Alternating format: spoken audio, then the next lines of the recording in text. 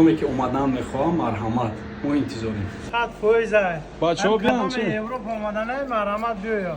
کسی غیرت داره مرحمت بیایا. اروپا برای شما آزاد.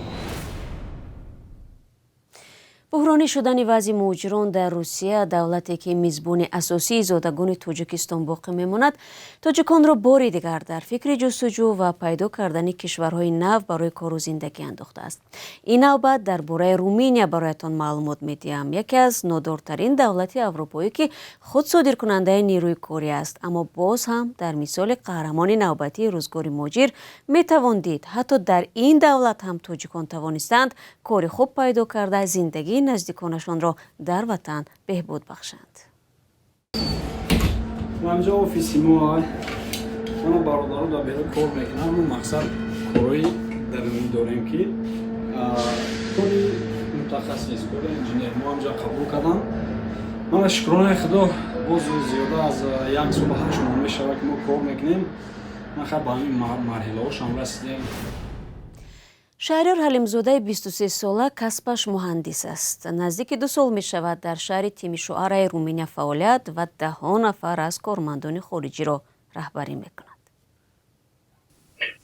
کارخانه‌ای که یعنی ما کار فعالیت میکنم کارخانه آهن بیتون است. استحصالات آهن بیتون است. من مقصد به مثل پل ها میسازند و با زواد و فابریکه ها میسازند. من مقصد همون چیزی که با بیتون سر و کار دارد.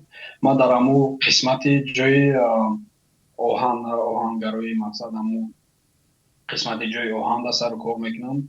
اونجا ما رهبریتی هم هستم مقصد انجینیر. در میوز زیر دست ما 30 نفر کار میکنم. یگان نفر از ملت خمونی است.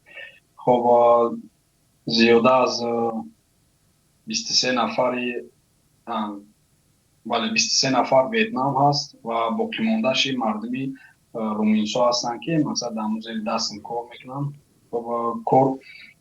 کارخانه مشهور است. کارخانه مشهور است. کارخانه هولچیم دولتی است. کارخانه ولی دولتی است. اگر خطا نکنم مال شویتزاری است. هم فینانس خوب دارد. مثلا دستگیری های خوب دارد. یعنی هوسمندی هست. هوسمندی به نهایت زیاد است. ما مقصد سالانه کار میکنیم. کوبی بیتون داریم و باید همون مقصد چند قدر کوبی که باید استحصال کنیم.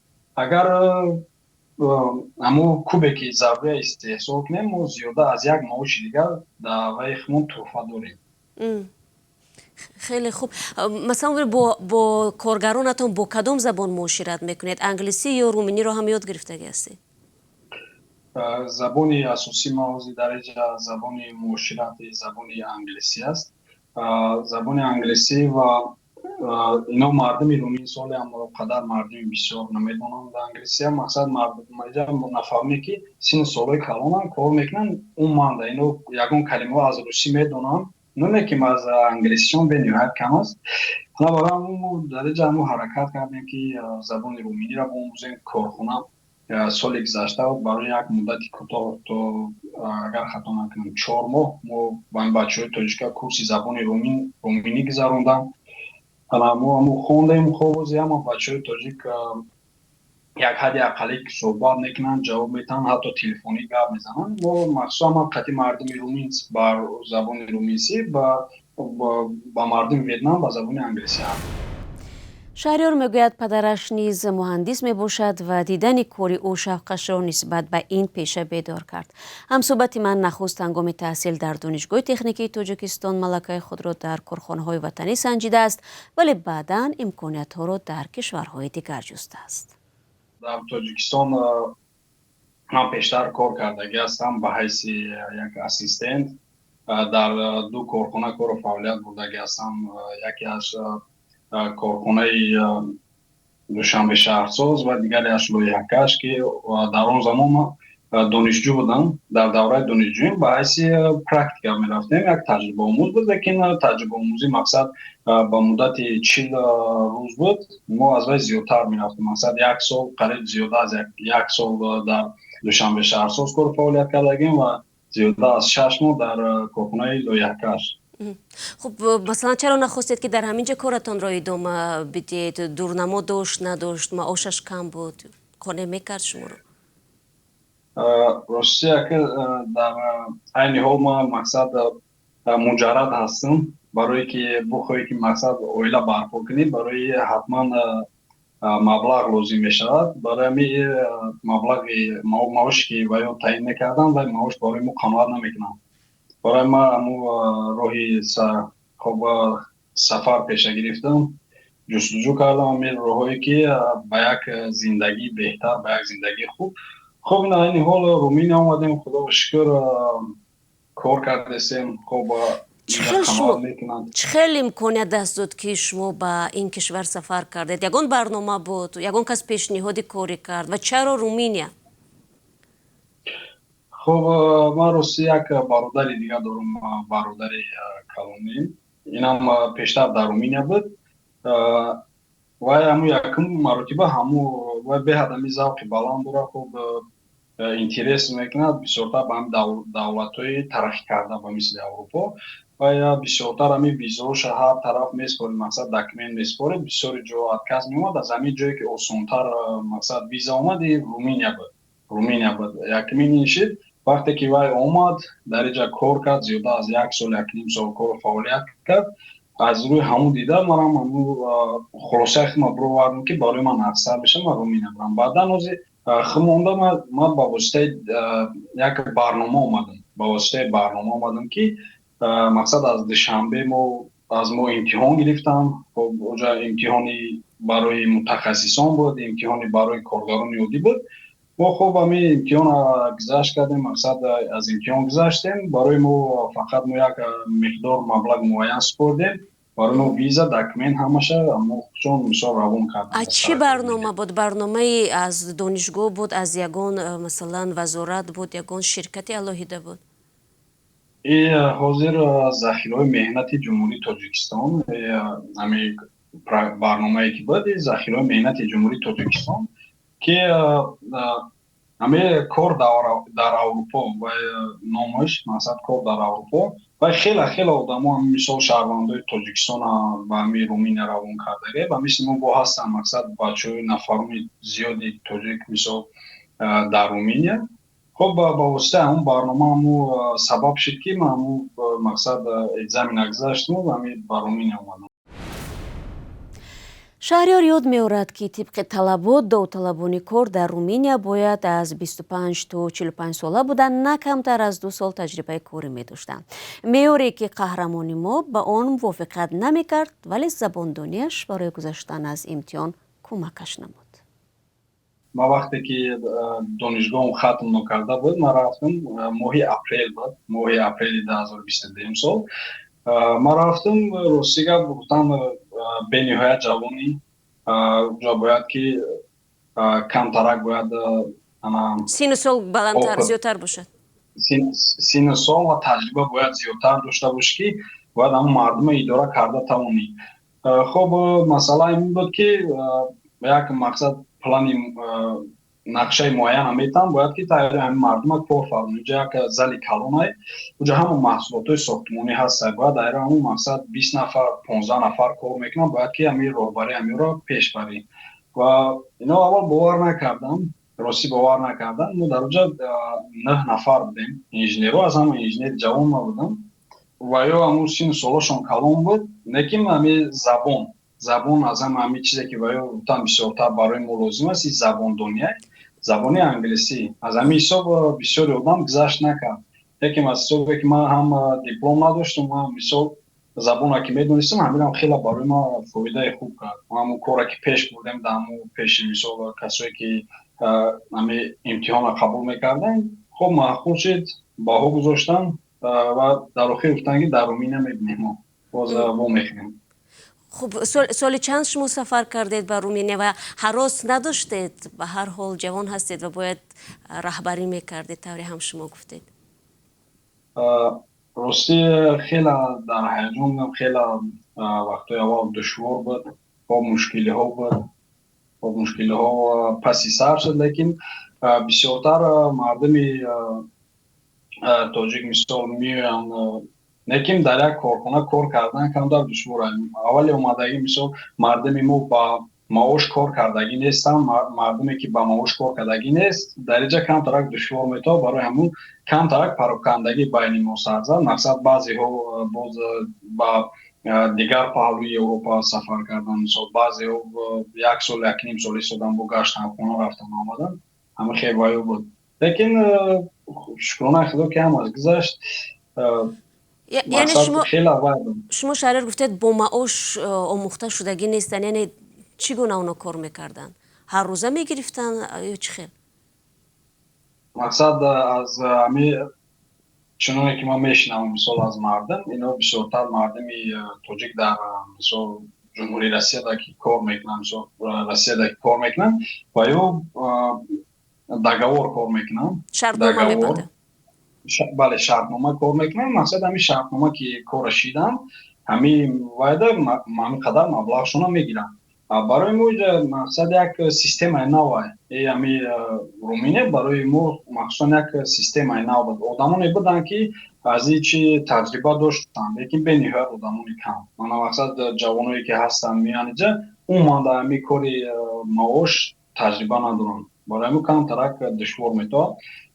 аз аввали омадагӣ маош мақсад аз минималӣ оғоз мешавад. چی قدر بود؟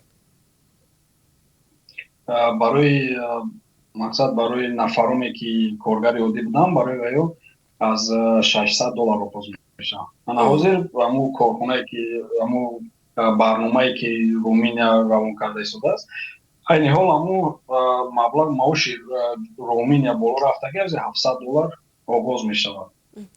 شما مثلا از یعنی $600 شروع کردید و حالا اگر مخفی نباشد ماهی چقدر میتوانید حقمزد بگیرید؟ من راستی گپ از $600 آغاز کردگی نیستم. از حسابی که متخصص بودم بالاتر از $1000 مقصد معاش ما تعیین شده. ما از همون معاش آغاز کردگیم. بلند رفت؟ نفرونه که مثال نه راستی گپ پایان اومده بلند نرفت. کم ترک وای بود که ما مثال زبان نمیدونستیم کار مقصد سستر بود برای ما کم تر معاش کم کردن نواز باز گشته جوشد گرفتگی بین هم یک نیم سال مقصد یک سال در مورد. با وجود اون که رومینیا کشوری فقیر است اما بعد از وارد شدن به اتحادیه اروپا مزد مهنت اینجا نیزنده که بالا رفته و جایهای نوی کاری پیدا شدن. گذشته از این آخری سال گذشته رومینیا را به حوزه یا منطقه شنگن قبول کردند. همصحبت من از معاش و شرایط زیست در این کشور راضی است. اینجا معاش قدر معاش کلان میتا همگی $600 معاش میتا. لیکن که هم یک سال یک نیم سال دو سال که کار کنی هم کارا که خوش یاد بگیری اولی که مینیمم فقط $800 آغاز میشه. وقتی که هم خیلی مقصد چی داری یعنی کسب داری و همون کاغذی که همون دیپلمی که وای میکنن که همین آدم مقصد همین کسب دارن. این همه معاشی که مقصد مردم میگیرن اون $600 که میگیرن اینی حال از این $900 شده همین بچه‌ها همین $900 معاشی که میگیرن یا همین تازه مبلغی که باید برای دست میگیری برای همون کیسه برای خانه برای روان کردن یا که برای دیگرها. اینجا با موافق همون قاعده‌های کارخانه قاعده‌های شرطنامه‌ای که ما بستگیم باید کارخانه ما در خوراک نقلیات و جای خوب باید پر تامین کرده شود. یعنی از حساب کارخانه است.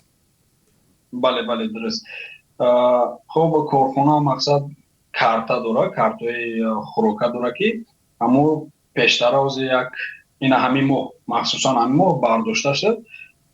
ҳозир ҳамин моҳ фақат 40 лей мақсад 40 леяш 80 сомони тоҷикӣ мешавад дар як рӯз барои хӯрока метан. тақрибан агар 22 рӯз ё 21 рӯзи корӣ дошта бош 840-880 лей фақат барои хӯрока метан. расо 1100 лей агар ба маблағи руминӣ бигирем 1100 лей мақсад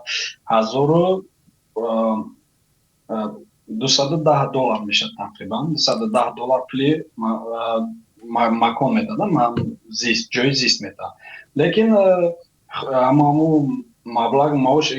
маблағе ки барои квартира мақсад мисбори ин از این $200 هم کمتر است.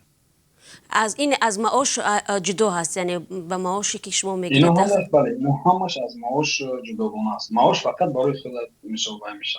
یعنی ببینید خوابگاه گفتید اونجا اتاقای الهیده برای زندگی از خانه هایی که همه در یک خانه زندگی میکنن چند نفری؟ ما راستی اومدیم و یک کارخانه مخصوص گستینیڅه داره، هاستل، مهمانخانه. از ما پیشتر اومدن همون مهمانخانه در جا 2 نفر در یک خانه بود که همون هر سحر وقتی که ما کار میرفتیم می اومدیم خانه تازه همون جای خوب از نو ته کردگی به نهایت جای نغزه. هنوز ما همین وای کردیم. همین یک مشکلی داشت که ما همون آشپزخانه هم داشتیم که ما همون خوراک و طعامای تاجیکی مقصد تاجیکی ملی با وی خمون پزیم با تبدیل خمون پزیم بخوریم. بعد ما همون تصمیم گرفتیم که با بکچیم با کوارتیر بریم، کوارتیر در مقصد وای کنیم زندگی کنیم. اینش چه خیلی از بعد مبلغش کی پرداخت میکند؟ گرانتر نمیشه؟ نه، این نسبتا ارزان میشود برای که این همون 210 یورو که اینو پرداخت میکنن. خیلی همین خانه ارزشش برای عمومی 210 یورو است. مثلا خونه ما که زندگی میکنیم یک حجره برای 2 نفر فقط همون 250 یورو ما فقط برای این ویش میسپاریم. لیکن ما مدت 400 یورو مثلا کارخونه پرداخت میکنم. اینجا ما اگر برای خوردن بگی مثال برای پوشیدن بگی به نهایت مقصد مفید دسترس است. اگر برای که من چیزایی که ندویج مثل مقصد برای ماشین بگی اینا به نهایت قیمت همو برای یک وقت گفتم یک زمین بگیرم مخصوصا همین شهر خمون یک 40 کیلومتر از همین شهر دورتر و کدوم شهر؟ حسابی شهر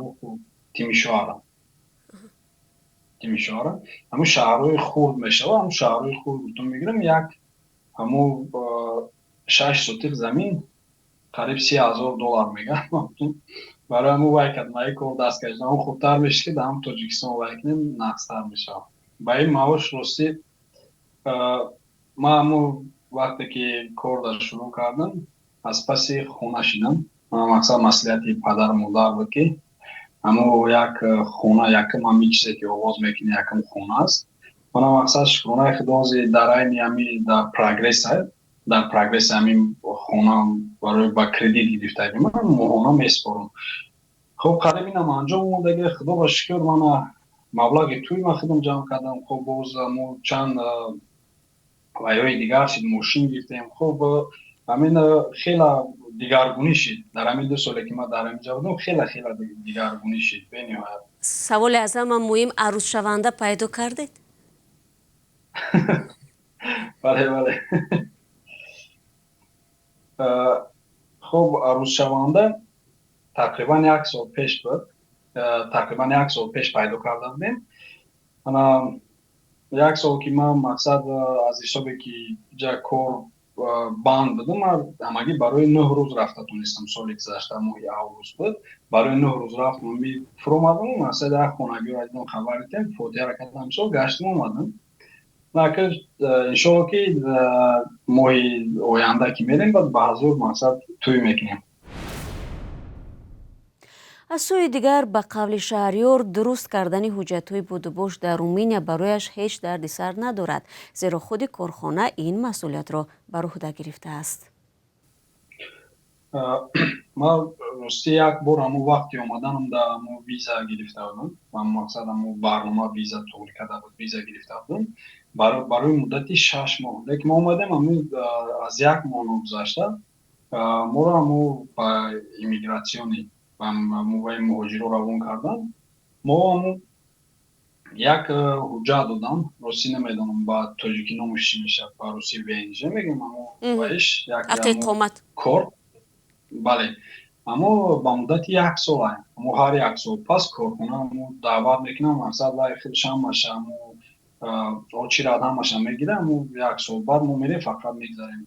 لیکن اگر با فکر ما که این حجت ها هم همون یکم با ما دامو کیسه هم همون میگردونیم به نهایت همیشه خوبه که همین قیقم کارخونه باید میکنه که همین حجت شما دارید. همین حجتش اگر کمی جا که اومدید و دیگه حجت هم یکم باید تشویش کنم لازم نمیشه. یعنی شما گفتید 1 سال پس دراز میکنید، اگر 5 سال شد شما حق گرفتن شناسنامه شهروندی دارید؟ بله، ما همی چی از همه مخصوص در اینو انداز میسته، مخصوصا انداز میسته. اینا هم خیلی دارن که اگر همی اندازشون سری وقت بسپوری یکون همه مقصد مشکلات ایجاد نشود نسبت همین داکیومنت، نسبت همین حجتو، شما حق داری که بعد از 5 سال همو برای شهروند رومینیا شدن علاقه عریضه پیشنهاد کنید. ای هموطنی عزیزتر از جان، ای یوسف امروزین کنعان، بیرون ز وطن چی حال دارید؟ بیا و از روزگارت ما را آشنا کن. بینندگان عزیز، اگر شما دور از تاجیکستانید و از نازکی‌های مهاجرت آگاه هستید و میخواهید دیگران نیز بدانند، پس این برنامه برای شماست. روزگار مهاجر، مطابق شوی به محیط نو، قصه های انسانی و سبق های حیاتی. با گفته مصاحبه من، مهاجرانی که یگان هنر دارند پیدا کردن کار برایشان در رومینیا مشکل نمی شود، هرچند طبق مشاهده شهریار شماره تاجیکان در این دولت زیاد نیست.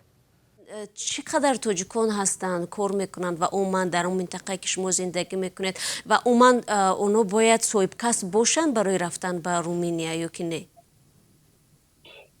اینجا من تاجیکا مقصد تاجیکا گفتم ما 5 نفریم در این کارخونه ما کار میکنیم، 4 نفر در قسمت بیتون و یا ما کارگرای دیگه کار میکنن، اما در این قسمت لیکن باز بغیر از این منطقه می شهری که ما زندگی میکنم تقریبا یک 10-12 نفر دیگه تاجیک هسته که اونا در فیلم ها و کارخونه گوناگون در کار میکنن، لیکن همش همون بچهای صاحبانه هم. اگر برای جمعی اومدن مثلا شخصانی که اومدن بخوان اگر بخوای که معاشش روز بگیری، حتما یک هنر داشتن در کار اولین، لیکن دومین که همین حجت حداقل یک دیپلمی اگر PTO یا که یگان کالج هم باشه به نهایت همین فایده خوب میرسونه برای همین کارگر، حتی اگر کارگر یهودی هم باشه. یعنی نفری که اگر خواهد مکتب رو تمام کند درست رود به رومینیا، امکاناتش کمتر است که قبول می شود؟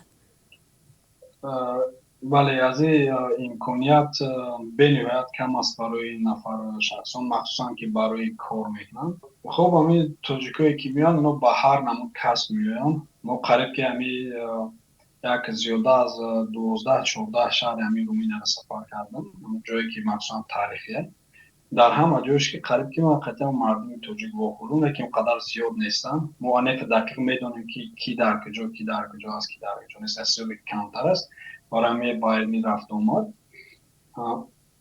برای مو هستن در زوادها هم هستن، فرم ها هم هستن، ساختمان های بینا ها هم هستن. همین جایی که اوید با ساختمانه همون دیوایز ده هستن، حتی اشتحصالات هم هستن. همون جایی که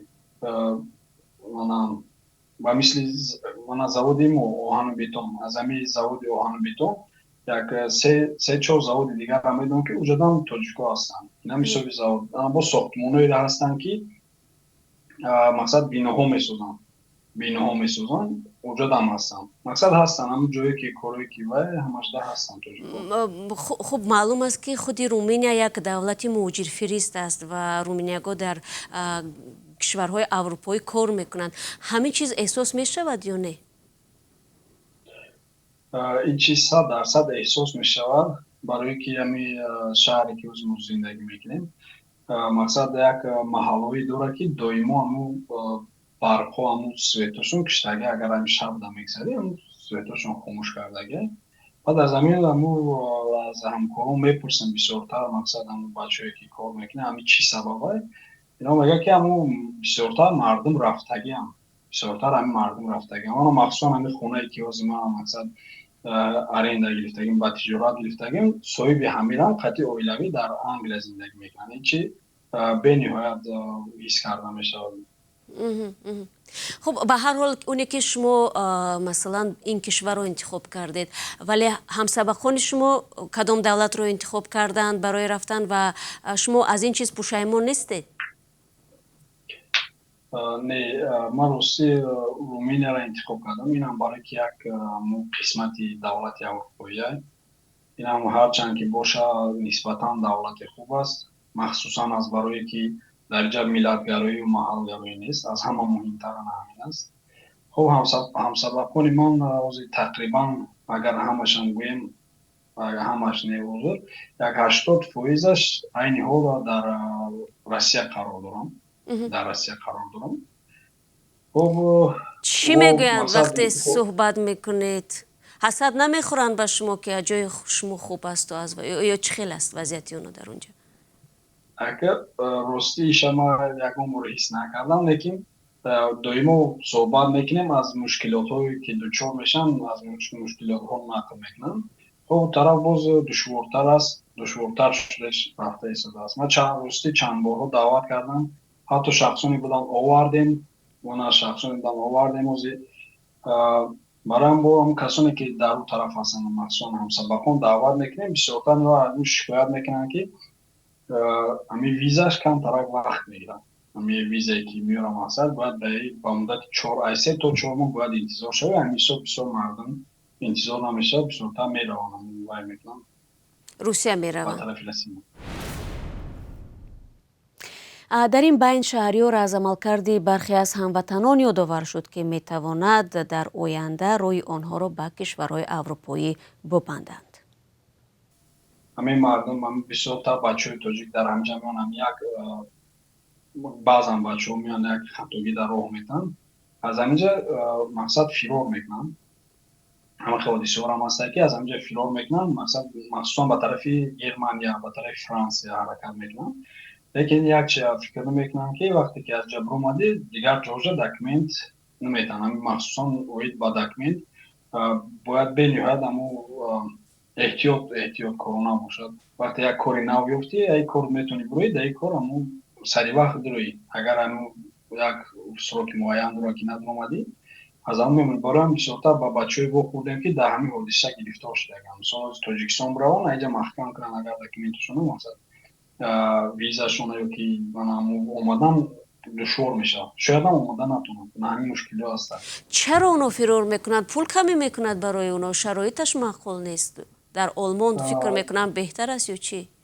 بله همین چیز سبب شدگی هست. اینا بسیارتر قلبان و فکر من یعنیشه شخصی من به فکر همین کار قلبان مقصد وای میکنن، مبلغ میگیرن ویزا رو اون میکنن، از جا میرن ده 3 ماه کار میکنن، با وعده کلان میرن که من مثلا وعده بود که از $1,500 آغاز شده تا $1,700 معاش است. همین چیزا فریفته میشن بچه‌ها میرن.